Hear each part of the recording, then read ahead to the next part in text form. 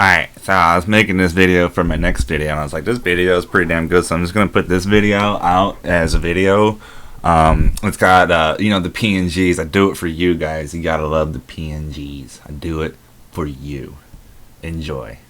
I'll just cut to the chase. Big tech's out to get conservatives. That's not a suspicion. That's not a hunch. That's a fact. July 20th, 2020, Google removes the homepages of Breitbart and the Daily Caller.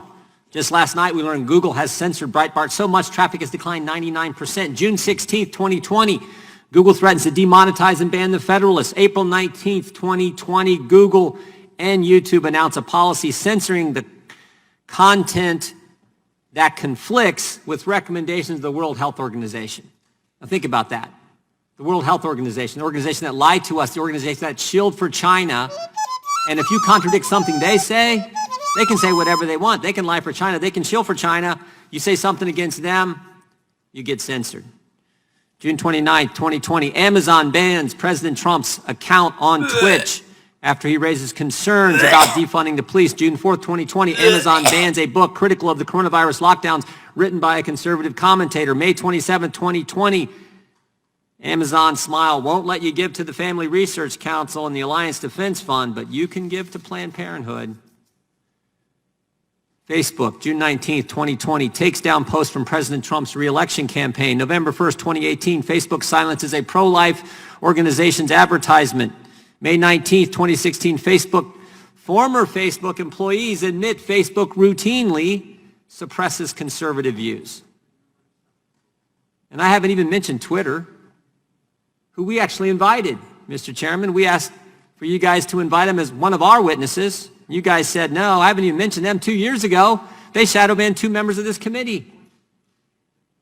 4 members of Congress were shadow banned 2 years ago. 435 in the House, 100 in the Senate, 535, only 4. Only 4. Gates, Meadows, Nunes, Jordan, only 4 get shadow banned. And of course, what did Mr. Dorsey tell us? He said, oh, it was just a glitch in our algorithm. I asked him, what'd you put in the algorithm? The names Gates, Meadows, Nunes, Jordan?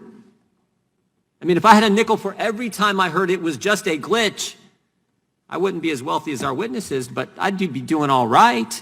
We've heard that excuse time and time again. May 28th, Twitter censors President Trump's tweet on the riots in Minneapolis. May 29th, 2020, Twitter censors the White House for quoting the president's comments about the riots in Minneapolis. June 23rd, 2020, Twitter censors the president again for saying he'll enforce the rule of law against any autonomous zone in Washington, D.C. You can tweet all you want about the autonomous zone that happened in Seattle, but the president tweets that he's not going to have one in Washington, D.C. Nope, you can't do that. You get banned, you get censored. Dozens of examples. Oh, I forgot one. Just last week, July 21st. Here's what Twitter did. The leader of Iran, the Islamic Republic of Iran, this is from the largest state sponsor of terrorism. Twitter allows this tweet. Quote, the Islamic Republic of Iran will never forget the martyrdom of Soleimani and will definitely strike a reciprocal blow in the United States. So you can threaten the citizens of this great country, the leader of the largest state sponsor of terrorism. That's just fine. But the president says he's not going to allow some autonomous zone in D.C. and he gets censored. All kinds of examples. Most of them from this year, and that's what's I think critical for us all to understand. Most of them from this year and election year. And that's what concerns me and so many Americans, because we saw what Google did in 2016. We all know about the email the day after the election where top executives at Google email chain where they talked about the silent donation Google made to the Clinton campaign. Now, thank goodness it wasn't enough, and in spite of their efforts to help Clinton, President Trump won. But we're 97 days before an election, and the power, as the previous chairman and ranking member have said, the power these companies have to impact what happens during an election, what American citizens get to see prior to their voting, is pretty darn important. That's why this committee hearing is important. Look, we all think the free market's great. We think competition's great. We love the fact that these are American companies. But what's not great is censoring people, censoring conservatives, and trying to impact elections.